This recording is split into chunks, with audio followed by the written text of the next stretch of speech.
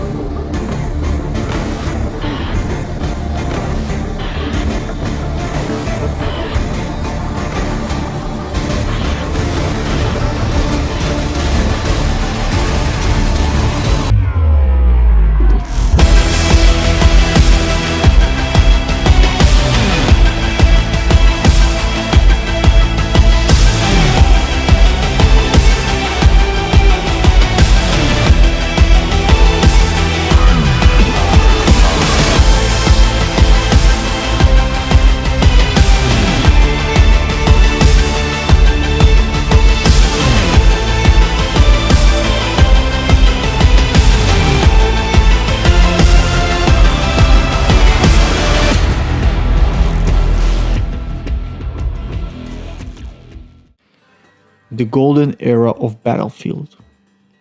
This era consists of games from 1942 up to Battlefield 4. And that's the era that made the Battlefield a household name. The first game in the series, Battlefield 1942, followed a similar path to many games of its time in its theme, with a World War II setting that was familiar to gamers at the time. Medal of Honor already cemented itself as a major player in this genre at the time. That was before Call of Duty took the helm. Battlefield though had a different plan for the setting of World War II at the time. Instead of a single player campaign, it put its chips on a massive multiplayer 64 player battles with 5 infantry classes and 60 controllable vehicles, including battleships, aircraft carriers, submarines, tanks, artillery, aircraft and more, and a choice from 11 factions to play as, with the objective to capture enemy points across the map. What made the game loved by many is massive dynamic battles, vehicle combat, team-based gameplay and classes, open maps, and the topic of this video, a historic setting that made effort to ground itself in reality. Although not everything was accurate to real life, for 2002 it did its job very well, even if some weapons felt like placeholders that were not changed for the Soviet faction. That's an example. You could still feel the effort put into the game to make it feel like a war movie. This is where everything started for Battlefield. Everything that followed stemmed from this game, their first installment. The first installment experimented with ideas experimented with factions, with vehicles, and further, DICE refined more and more the idea and the concepts that it cemented here in 1942. The next installment that followed is Battlefield Vietnam.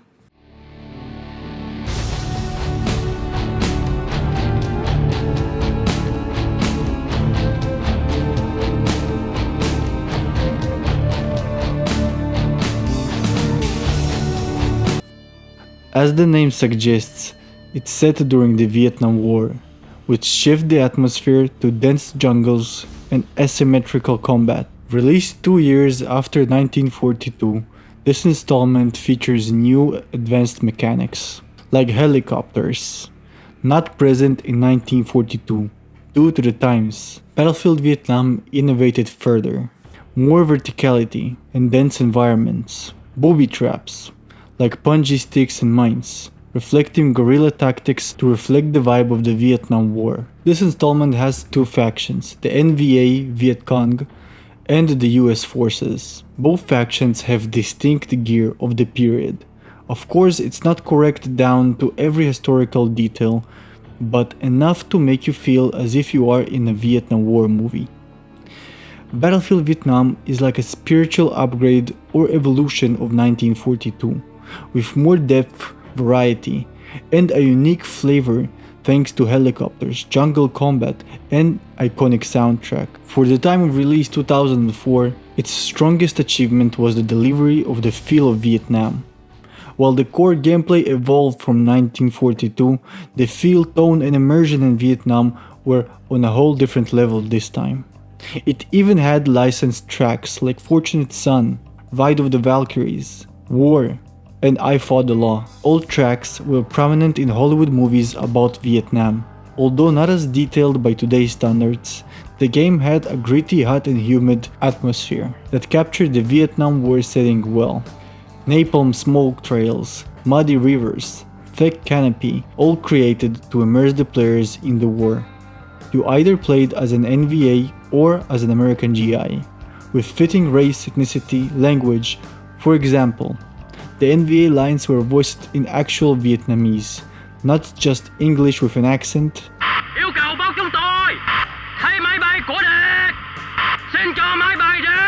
Similarly, the US troops spoke English with fitting 1960s style. Requesting an airlift, do you copy? All clear, over! Are you going AWOL, soldier? Get back or you will be shot! And accent, creating a strong contrast in language and atmosphere between the two sides. There was care put into the game to make it authentic and believable. The soldiers of both factions looked fitting and believable in the game. You had a feeling as if you are a grunt in Vietnam. Battlefield Vietnam was a commercial and critical success overall. The grand battles of 1942 are not to be seen here because of the nature of the conflict, so it was scaled down a bit. Although it was scaled down a bit, it didn't make the game any worse. As good as Vietnam was, there was bigger things on the horizon, like Battlefield 2.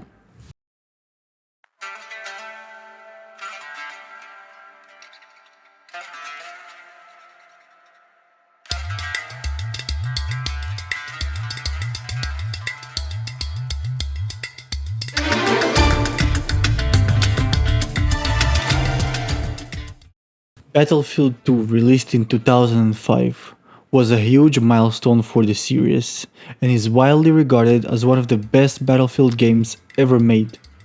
It wasn't just well received, it helped solidify Battlefield as a leading name in multiplayer shooters. Battlefield 2 was the first Battlefield game to leap into the modern setting that felt relevant for the time and even now. It came out as the GWOT was still raging on. GWOT is Global War on Terror, and pulled a lot of inspiration from real-world military technologies and geopolitical tensions. While it wasn't a military simulator like Arma, it was grounded enough to feel authentic and plausible. It featured realistic factions in the spirit of the previous games, but now we had the United States Marine Corps, equipped with realistic American weapons, vehicles and aircraft that people regularly saw in media, be it movies or news. Missions often resemble modern intervention style scenarios, with urban warfare, oil fields, and the Middle East.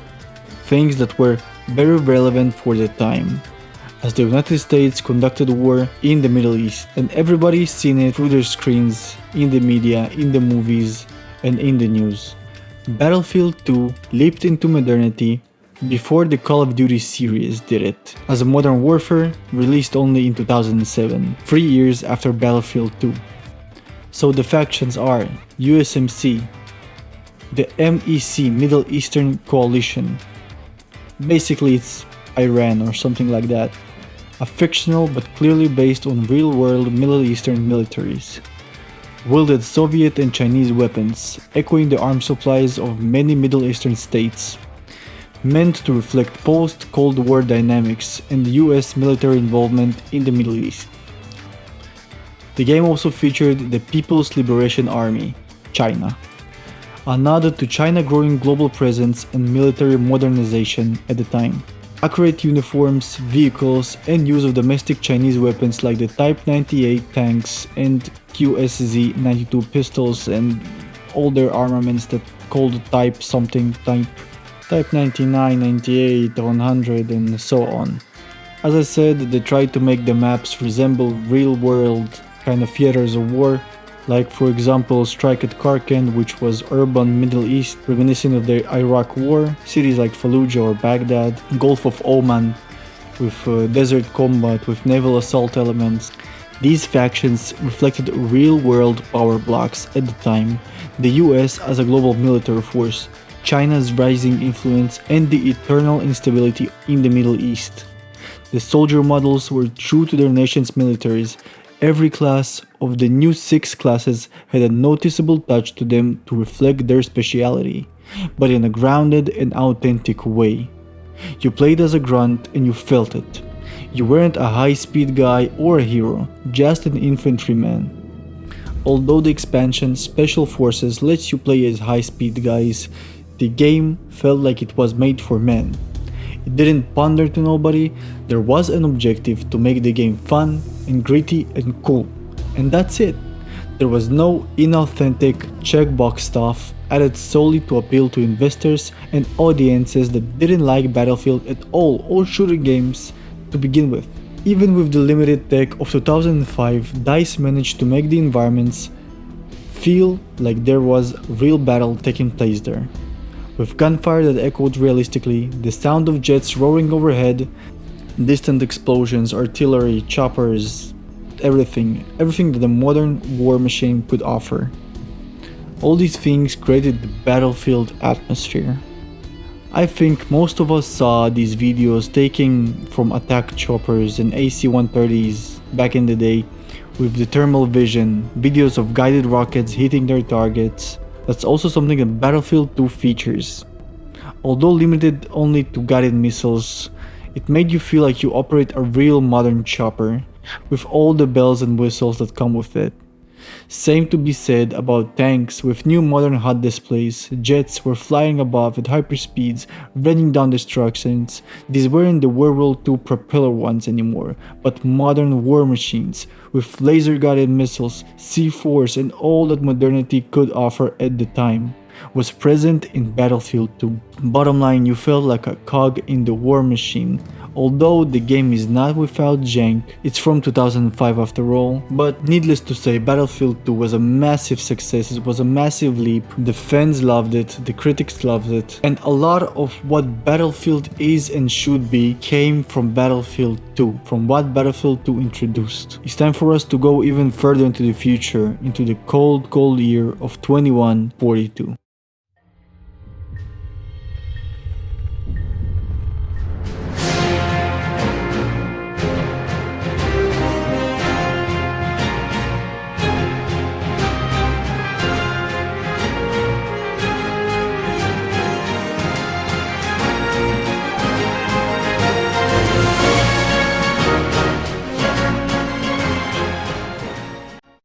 I'm not gonna go too deep in this installment, although I like it a lot.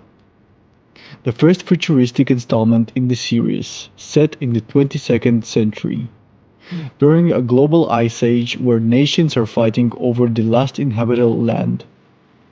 The game world feels cold, industrial, and desperate, like a dystopian war for survival. The two main factions, the European Union and a Pan-Asian coalition. The tone of the game is gritty, sci-fi, and feels real. It feels industrial and it feels plausible. It feels believable, it looks cool, and it seems pragmatic. The technology is not over the top, sort of a military futurism. Gameplay remains classic Battlefield at its core. Capture points, class-based combat, everything that we know and love. But with futuristic tech this time.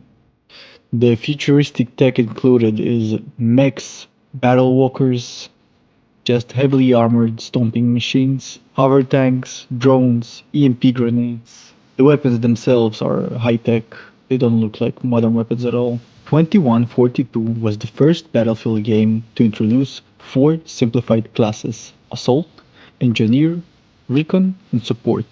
Anybody that played recent titles of Battlefield like 3, 4, 5 is very familiar with these classes.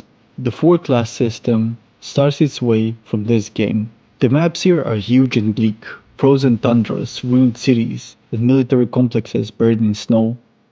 In 2142, there is a unique game mode called Titan Mode. Each team has a massive flying warship, Titan. Players fight over missile silos to weaken the Titan's shields, then board and destroy it from the inside, leading to an epic fights outside and also inside the warship itself. The combination of sci-fi tech and real-world military design creates a believable setting for a futuristic war. It feels serious and immersive. To be honest, it's pretty much more Battlefield 2 but in the future. There are no massive leaps in tech. But this couldn't be further from the truth for the next title. Battlefield Bad Company.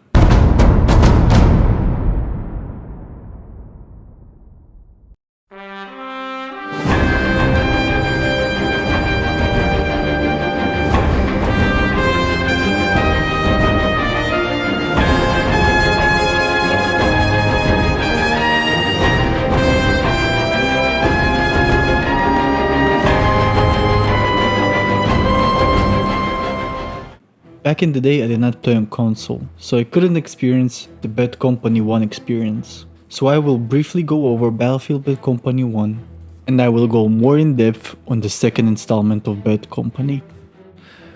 Bad Company made a huge leap in graphical fidelity, style, physics.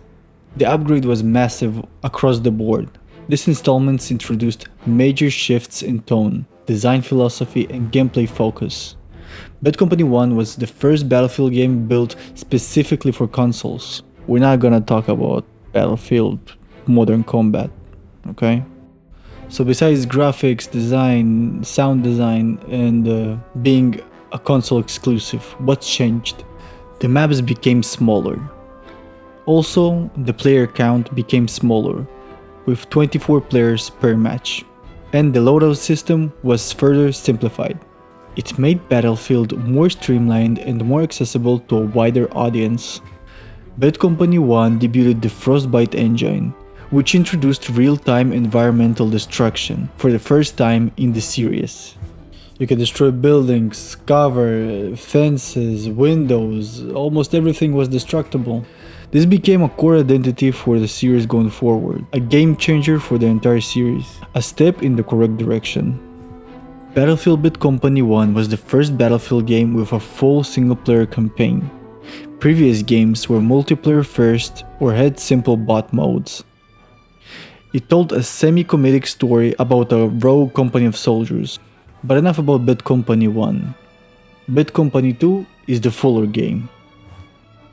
Bad Company 2 was tonally a bit more serious than Bad Company 1, but still had humor in it. The atmosphere is more grounded, cinematic, and visually intense. Battlefield Bad Company 2 had a very immersive atmosphere that balanced between gritty realism and just enough personality to keep it memorable. I remember the first time playing it when I was a kid. The sound design alone made you feel immersed, with guns sounding punchy and satisfying, and explosions were deafening and concussive.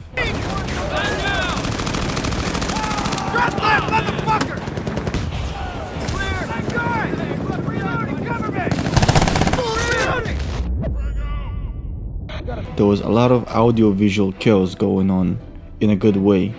There was bullets zipping by, collapsing buildings, distant artillery, gunfire, helicopters, tanks. All these elements created a unique atmosphere that you could only get from Battlefield at the time. Bad Company 2 had some of the best sound design in any FPS of the time, and arguably until now. Destruction is to this day top tier. All the games that followed in the series did not have the same level of carnage as Bad Company 2. The Frostbite 1.5 engine had made it possible for entire buildings to be leveled, smoke would fill the air, the trees would splinter under fire. In today's age, it's hard to see Battlefield 2 as an action movie. But Bad Company 2 still holds up.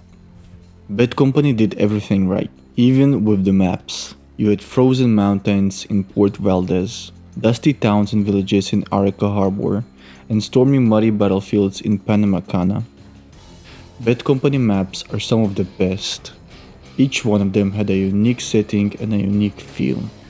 The destruction of the environment wasn't just a cool gimmick, but created tension and urgency. No cover was truly safe. A wall could be blown open at any second, revealing you to snipers and vehicles. It added a visceral, on-edge feeling to every encounter. You couldn't sit still for too long. The battlefield was always changing. The map would look a lot different in the end of the match than in the beginning. Bad Company sports a realistic modern military aesthetic. Uniforms were based on real-world gear, resembling what US soldiers and Russian troops wore in the late 2000s. Of course, creative liberties were taken, but the character models were still believable and not goofy looking. There was no bright colors, flashy cosmetics, goofy designs. The palette was muted and practical. Desert browns, olive drabs, grays, snow camo, depending on the environment of course. Each side had distinct but believable silhouettes and equipment that characterized their military faction. The characters were clearly soldiers, not action heroes. The animations felt weighty. There were no exaggerated physics and animations. Everything was grounded and weighty.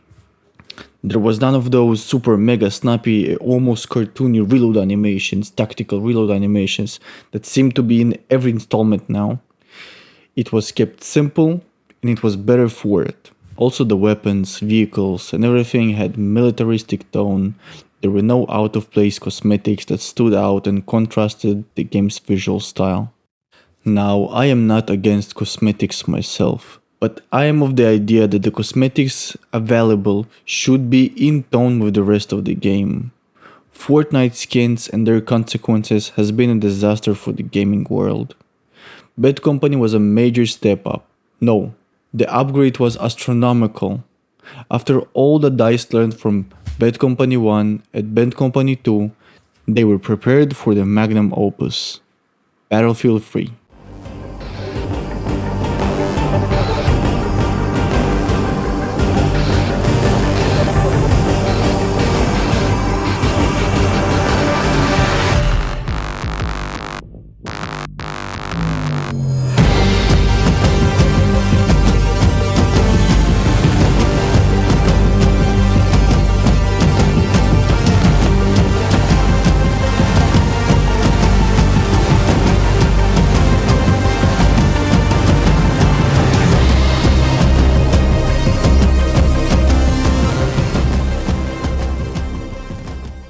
DICE once again made a massive leap in graphics and multiplayer scale with the Frostbite 2 engine.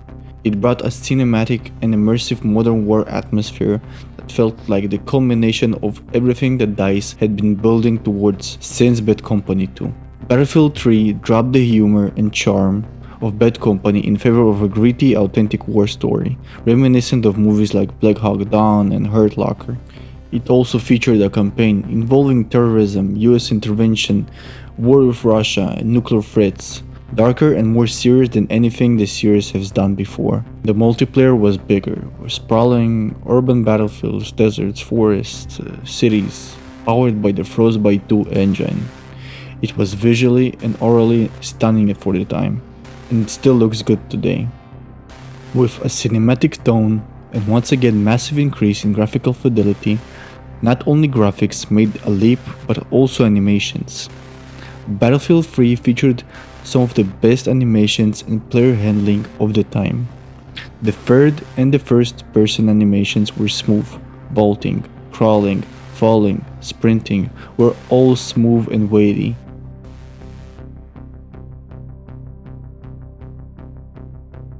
The game came out 13 years ago and still not only looks great, but also feels great. This is the game that put Battlefield on everyone's radar and made it mainstream. Even though some aspects were reduced like destruction, the scale it offered and the atmosphere provided by the game were unique. No one could offer what Battlefield 3 offered. The game retained a militaristic grounded feel with a wide arsenal of modern weapons and attachments surpassing titles before it. The character models were made to resemble real-life units, like the US Marines and the Russian Spetsnaz. US forces sported fitting NATO equipment, while Russian forces had their own Russian/Soviet counterparts. Once again, no faction looked over-designed or too gamey. There were 4 classes and they looked distinct, but not heroic and out of place. They looked the part and they were believable. The tone of the game was muted. There weren't too much bright colors. Some didn't like it, but in my own opinion, this is the best way to deliver a serious dramatic environment. And Battlefield 3 nailed it. And no, I don't hate the blue filter and suppression. I will not go in depth about the campaign, but I will do a quick overview. The narrative unfolds through flashbacks as you recount missions involving a global terrorist threat, rogue nukes, and a potential war between the US and Russia. The campaign bounces around several locations like Iran, some desert place like Iraq, Paris, and New York City. You also briefly control other characters in different parts of the story, like a Russian GRU agent named Dima and an FA-18 fighter pilot. Okay, now enough about the campaign, as it's not the main part of the game. Everybody plays Battlefield for the multiplayer. Let's talk about customization a little bit. Battlefield 3 took customization up a notch. There's 4 classes: Assault, Engineer, Support and Recon, each with distinct roles, gadgets, and weapon sets. The loadout customization allows you to customize scopes, barrels, grips, underbarrels. The unlock progression got deeper. You could customize your guns, and you could also customize your vehicles. And you could also customize camos on the guns, on the vehicles, and on your character. And usually these were real-world camos that fit the game and the tone and the aesthetic. Also now knife kills would grant you your enemy's dog tags. Battlefield 3 at its core was a Battlefield game through and through, with the only difference about it is a massive jump in quality across the board.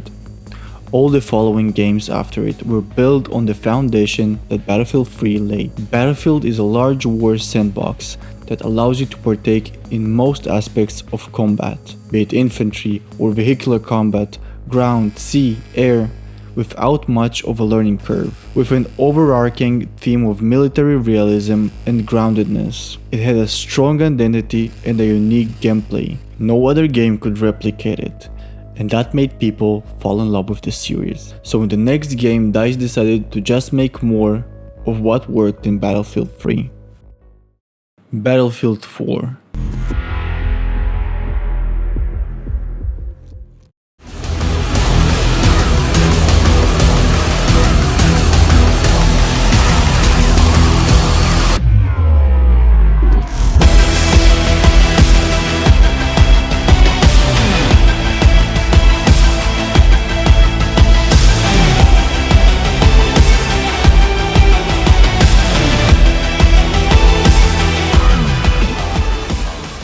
Unfortunately, Battlefield 4 suffered a disastrous launch. with bugs and netcode problems. But after a while, DICE fixed it up, and the game itself is Battlefield 3 but enhanced. As I said, they just did more of what worked. Battlefield 4 introduces Levolution. It has more guns, more vehicles, and more customization than Battlefield 3. It was designed to expand and improve upon almost every system in Battlefield 3, including arsenal depth, vehicle diversity, and player progression. The premise of Battlefield 4 is a fictional modern war scenario set in the near future, where tensions between global superpowers spiral to full-scale conflict, particularly involving the US, China, and Russia. Noticeably, there's a new faction, the Chinese forces. They were not present since Battlefield 2. One gripe of mine I can mention about modern releases of Battlefield is that DICE downsized the factions significantly. Bad Company 2, Battlefield 3, and Battlefield 4 all have 2 to 3 factions, and that's it. I'm not gonna delve into the single player campaign of Battlefield 4 as I didn't finish it.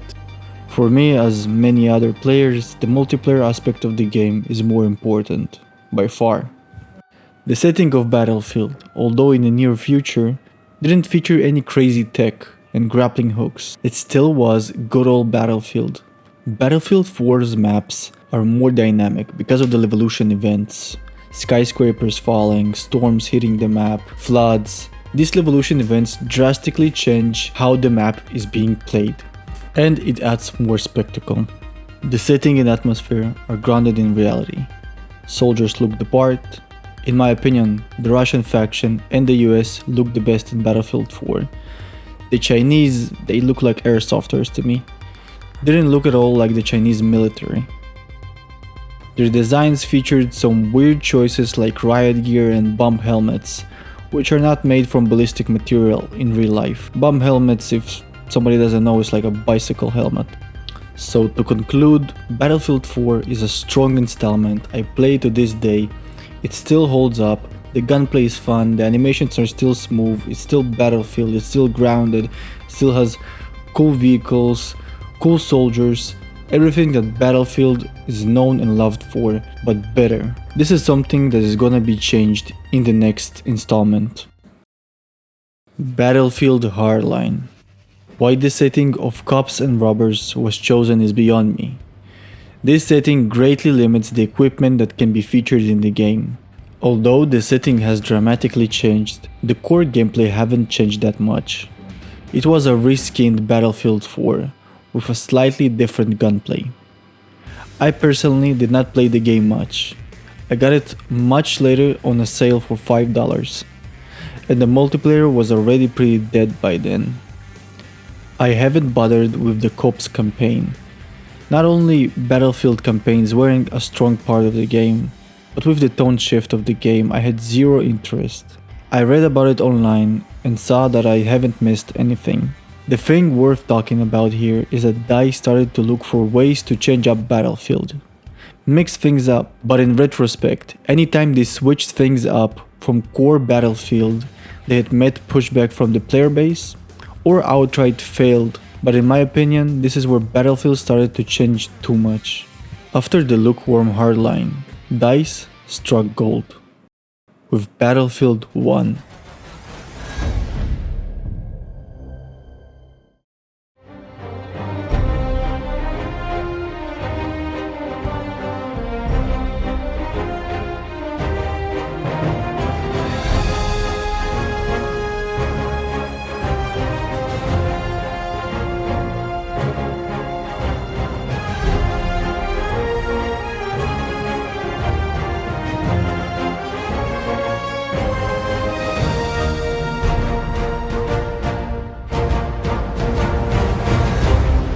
Battlefield 1 might be loved. I love this game very much, and I played it a lot.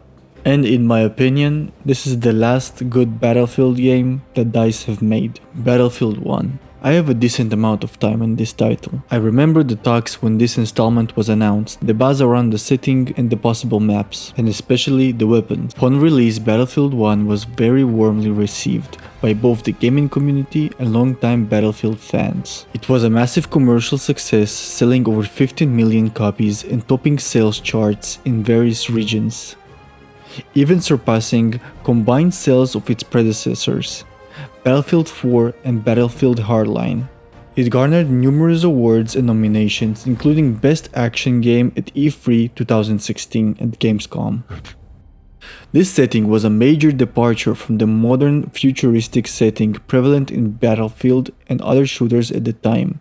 This fresh, historic backdrop was a bold and risky choice, but it was risky in the right way, because DICE were brave enough to explore a conflict before World War II, a conflict almost never depicted in video games. The installment was wildly praised for its originality and for offering new gameplay opportunities with period-specific prototype weapons and vehicles. The atmosphere of this game was unparalleled. The visuals and sound design. The game was lauded for its stunning graphics that hold up until now. The game still looks crisp and runs great. It looks better than most games coming out today that require a 6090 card or something like that and run worse. Battlefield 1 had detailed and very atmospheric environments that felt brutal and cinematic and relatively faithful to the period. The game featured incredible sound design, which greatly contributed to the immersive World War I experience. The voice actors did an amazing job. Decker! Feindliches Flugzeug! Hey, Flieger! Attacke! Was Deckung! Ein feindliches Fahrzeug! Bisschen mehr projizieren. Oh, ich kann nicht mehr. Feindlicher Landkreuzer! Und was für ein Brummer! Seht ihr, wie groß dieser feindliche Landkreuzer ist? Feindlicher Landkreuzer! Da drüben! Das Ding ist riesig! They really put their hearts out into the performances of the soldiers. The groaning, the yelling, the panting, the screaming commands and orders, it really did sell the atmosphere. Battlefield 1 screamed war. It's all done in such a masterful way, and there is not a whiff of cheesiness, of weirdness, of goofiness. It feels authentic. Instead of a single continuous campaign, Battlefield 1 offered an anthology of war stories, focusing on different characters and fronts of the war. This approach was well received for its emotional depth and for the highlight of the human cost of the war. The core Battlefield experience of large-scale 64-player battles was intact, with my favorite newly added Operations mode that was a particular highlight. It offered a dynamic and narrative-driven multiplayer experience where you fought across several maps in a rush-style game mode. Operations made it feel like everything was on the line when taking and defending objectives.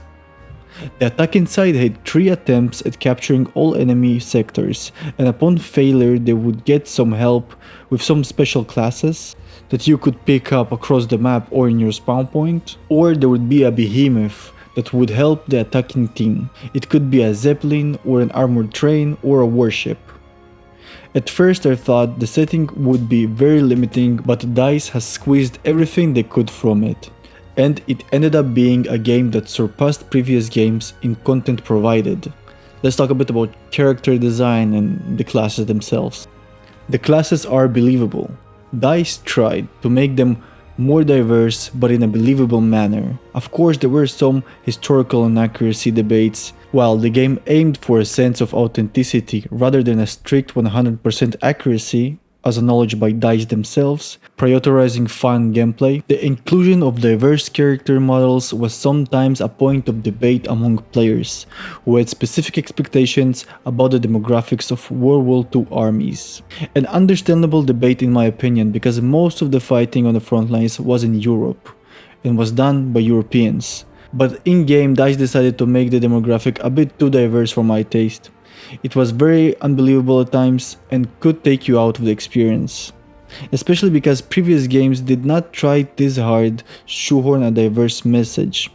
While again, Battlefield 1 is not a simulator, but it does try to be authentic enough to be believable.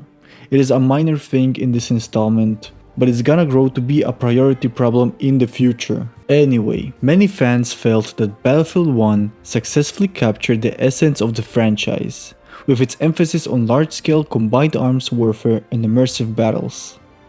The soldiers were believable enough in each faction. Again, every class needed to stand out, so each class had some design freedoms taken with them. But there was nothing that would take you out of the experience. There were no weird design choices or quirky dialogue. The game felt somewhat natural. Unlike some previous Battlefield titles like Battlefield 4, Battlefield 1 had a relatively smooth launch with fewer technical issues, which contributed to a positive initial impression. Battlefield 1 had grit, felt like a war, the gunplay was amazing, and the sound design and the visual design were fantastic. It was a massive success, but the next installment will not be met this warmly. Battlefield 5. Battlefield 5, despite some positive critical reviews for its gameplay, faced a significant amount of criticism and controversy at its launch and throughout its live service. The historical inaccuracy and authenticity debates. This was by far the most vocal and widely discussed criticism, especially from a segment of long-time Battlefield fanbase. Let's break down the criticism. Women on the front lines. The revealed trailer featured heavily a female soldier with a prosthetic arm in what appeared to be frontline combat. This sparked an outrage among many who argued it was historically inaccurate, and it was, particularly for World War II, and more particularly for Western Allied forces. While women did participate in various roles in World War II, specifically in the Soviet Union as snipers, medics, partisan fighters, and etc. The prominent depiction of a female character with a disability, no less, on the front lines was seen as a deliberate misrepresentation of history by many. Battlefield was never known to be a milsim or a 100% accurate depiction of war and combat. But Battlefield was always known to be inspired by reality and not making things stretch the suspension of disbelief too far. Although in gameplay you can do many crazy things. But that's another thing. What we're talking about, the vibe, the atmosphere of the game, how it's perceived, what's the theme. The theme of Battlefield was always kept grounded, always aimed to not stretch the suspension of disbelief too far.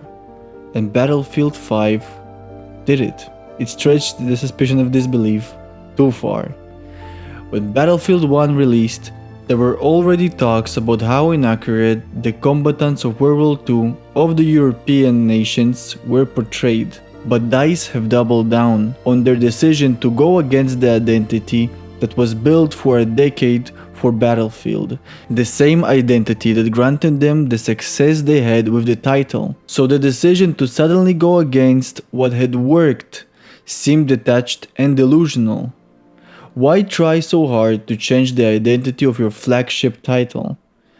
There was a serious pushback from the community regarding this. The customization was over the top. Beyond female soldiers, the customization options were heavily criticized for being anachronistic and goofy. The Fortnite skins and bundles made their way inside of Battlefield. I'm gonna give them that. They at least tried somewhat to make the outfits plausible. Battlefield 5 doesn't feel like World War II at all. It feels like an alternate universe, something else entirely. You do not feel the atmosphere of World War II. This installment is where DICE have started to prioritizing chasing trends over enhancing and building fresh ideas of their own for a future title. For example, Battlefield 3 did a massive leap and did make the gameplay more modern for a more broad audience, and it was met with love and adoration. What was different? DICE at the time kept what worked and simply enhanced the gameplay and graphics. And if anything, they doubled down on making the game feel even more real and authentic. The gunplay, animations, vehicle handling, audio design felt unique to Battlefield 3. It felt realistic. You could not find something that did what Battlefield did at the time. It was its own thing and it's still its own thing. So Battlefield 3 did not compromise on its foundation, it only enhanced it. So back to the Battlefield 5 trailer. The community has criticized the trailer. What was the response DICE gave? DICE and EA's response to the criticism further fueled the fire. Executive producer Alexander Groldnal or something like that famously tweeted that the team would always put fun over authentic. And EA's chief creative officer Patrick Soderlund stated, "You have two choices, either accept it or don't buy the game." This dismissive attitude alienated a significant portion of the fan base, who felt their concerns were being ignored and labeled as bigoted. The amount of customization options and you can dress up your character however you want created a lack of faction distinctiveness. Although there's a HUD that tells you who's friendly and who is not, it is hard to tell at a glance if an enemy was German or British, for example. Basically, I think that Battlefield 5 just feels and looks like a steampunk dressing contest. That's my take on it. As I said before, Battlefield 5 doesn't capture the atmosphere of World War II at all. It really feels more like an alternate take on World War II. The soldiers sport equipment that makes them look overly complex and even modern to some degree. If, let's say, you unknowingly launch Battlefield 5 and jump into multiplayer, you will not outright understand that it's World War II. But if, for example, you launch unknowingly Hell Let Loose, not aware of its setting, you will immediately know that it's World War II. The dismissive responses from DICE and EA regarding the historical accuracy concerns created a significant rift between the developers and a segment of their community. This soured goodwill and made it harder for positive communication to occur. Battlefield 5's launch was plagued by a combination of controversial design choices, a perceived lack of content, and frustrating gameplay balance issues. The underlying gameplay, the core of Battlefield 5, the shooting, running, vehicles and everything else was still Battlefield. It was carried over from previous titles. The critique of the game, coupled with a difficult relationship with a portion of its vocal fanbase, led to Battlefield 5 being a commercial disappointment for EA, despite generally favorable critical reviews of its core mechanics. But not all was doom and gloom. The Pacific update for Battlefield 5 was arguably the most significant and impactful update for the game. DICE did several key things differently with this update that genuinely changed the game's perception and content landscape, introducing a highly anticipated Pacific Theater. The Pacific Theater brought new factions, the United States Marines and the Imperial Japanese Army. It provided new soldier models, voice lines, and aesthetics that felt genuinely World War II. It brought new maps like Iwo Jima and Pacific Storm, with the legendary Wake Island following shortly after. These maps were generally well received for their design, scale, and emphasis on combined arms. They added new weapons and vehicles, a fresh arsenal of iconic Pacific War weaponry like the M1 Garand, Type 99 Arisaka, Type 100, the M1990A6, and unique battle pickups like the Katana and M2 Flamethrower. New vehicles included the M4 Sherman and more. There was a return to a more traditional World War II aesthetic with this update. While the base game faced heavy criticism for its inauthentic customization and character designs, the Pacific update made a conscious effort to present the new factions with more historically grounded uniforms and appearances. The US Marines and the Japanese soldiers right out of the gate looked more like what players expected from a World War II game. This was a direct response to players' feedback and helped to mend some of the wounds from the launch. Essentially, DICE did what should have been done from the beginning, but better late than never, I suppose. So with this update, the community was hopeful to return to form for the next installments, and in 2021, DICE drops a bomb. A trailer for Battlefield 2042. The initial reveal of Battlefield 2042 generated an enormous amount of hype and largely positive reception before its launch. After two historical titles, Battlefield 1 and Battlefield 5, the move to near future setting 2042 was exactly what many fans has been craving. It immediately brought back a sense of the beloved Battlefield 3 and 4 era. The trailers emphasized the increased player count, showcasing chaotic large-scale battles with up to 128 players. This was a significant selling point, promising truly epic engagements. After the slightly more serious tone of Battlefield 1 and the controversial historical accuracy debates of Battlefield 5, 2042 trailer seemed to embrace the fan and chaotic side of Battlefield again, with over-the-top action and spectacular moments. Like the Renderzook, a direct homage to the famous community-created stunt where a player ejects from a jet, shoots down another jet with an RPG, and then re-enters their own jet. The player showed new movement options like wingsuits and grappling hooks, hinting that there will be more verticality and new ways to traverse the maps.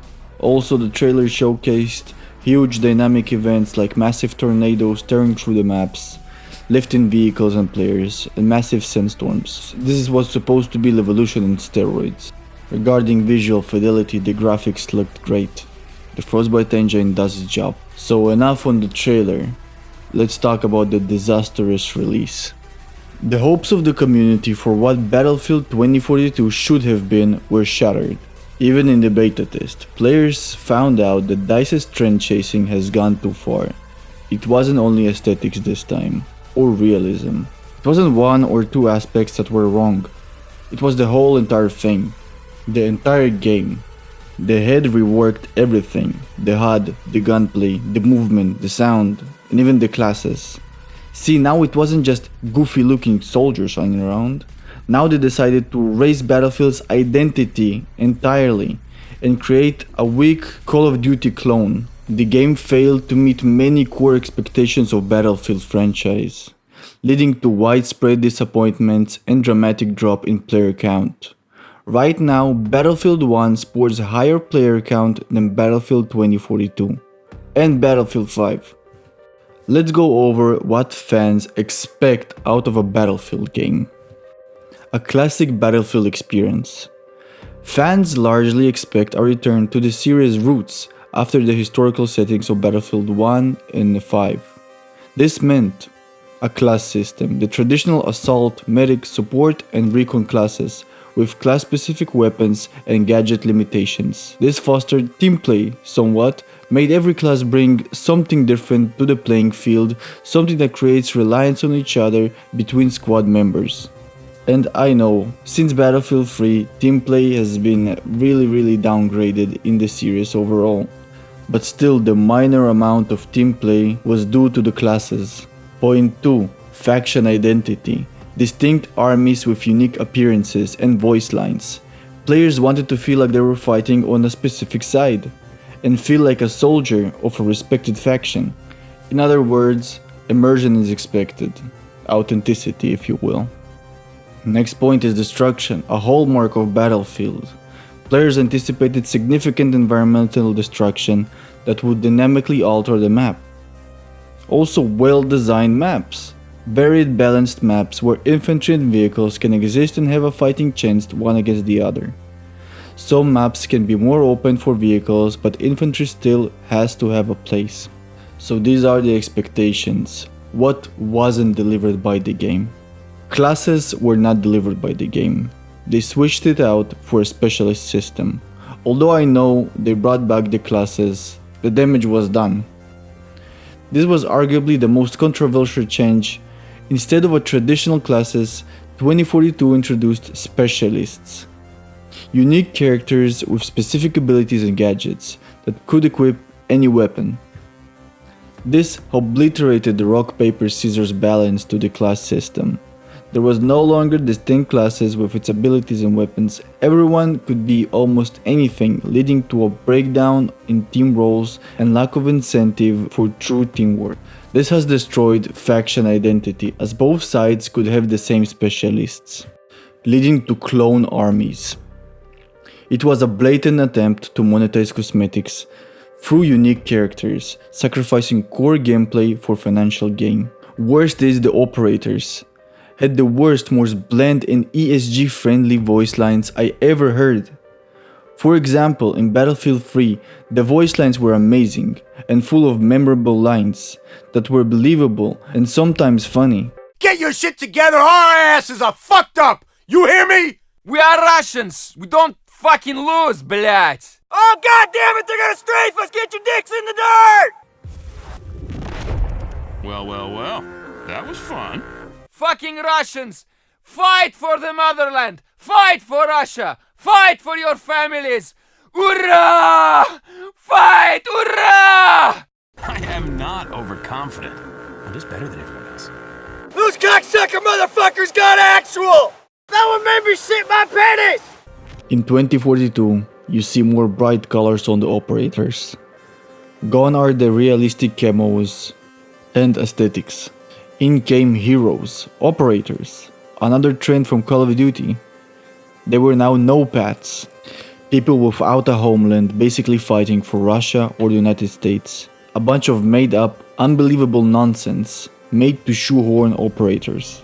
They got rid of the military feel and made everything about super special and diverse heroes. The map design. The map design was lacking, to put it mildly. While marketed with 128 player battles, many maps were criticized as being too large and empty, lacking sufficient cover and points of interest. This often led to long, boring stretches of running and lack of intense infantry combat, forcing players into vehicles or frustrating open field engagements. There was a lack of destruction. Compared to previous title, environmental destruction was significantly toned down, making maps feel static and less dynamic. This was a major letdown for fans who valued the series' signature feature. I will not even speak about the technical issues that plagued the game on release. But the UI, the user interface, was and still is clunky, uninformative, and a massive step backward from previous titles. Basic features like a traditional scoreboard were missing at launch. Even now, this UI is a nightmare to traverse, especially consider how simple it was in previous games. And something that for some reason pains me the most. For some weird reason, gone were the smooth, great looking animations from Battlefield 3 and 4. The animations became stiff and rigid and way too snappy.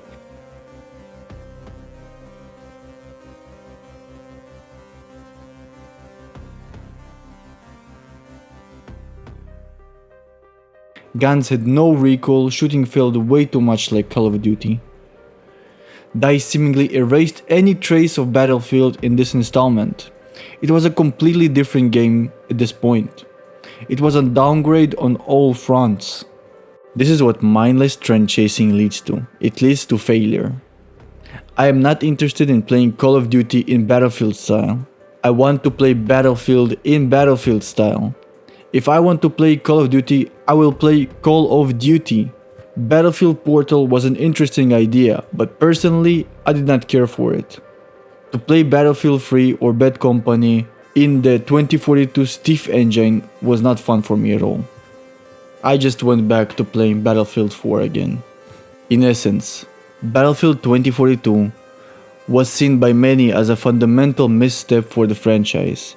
It alienated its core fanbase by deviating significantly from the established Battlefield tenets, in favor of perceived market trends, like hero shooters and battle royale elements, while also launching in an unacceptably buggy and content-light state. While DICE eventually made efforts to address key criticisms, the initial damage to player trust and the perception of the game's core design flaws proved difficult to overcome. Battlefield's downfall can be summed up with incessant trend chasing at all costs, and a deliberate betrayal and downgrade of the core pillars, them being large maps with 64 players playing as a soldier that authentically represents a real-world faction with their realistic kit and vehicles in diverse, balanced maps. With amazing sound design, over-the-top destruction, great smooth animations, class system, team play, simple UI, fun progression, this is what Battlefield is. Battlefield 6. With the recent Battlefield 6 leaks, it seems that DICE learns from its past mistakes. It seems classes, destruction, authentic factions make a comeback. But I'm still skeptical about it. So we will see what future holds up. Do not pre-order the game. Please do not pre-order it. Remember that voting with your money is what counts. If the product ain't it, do not reward them with your money. Don't give them your money, please. I hope this long video was enjoyable. I hope for a better future for this beloved franchise. Thank you and goodbye.